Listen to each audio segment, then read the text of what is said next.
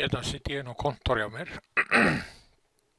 og fylgi svona með hvernig hún er að vinna þó ég sjá ekki alveg hvað hún er en sé að þannig að þetta er allt í lagi. Hún er að fín taka þetta hérna fram og tilbaka og svo þegar hún er búin með 56% og það er svona nálægt í að vera 20 mínútur. Þannig hún er svona alltaf 40 mínútur með fíniseringuna á yfirborðinu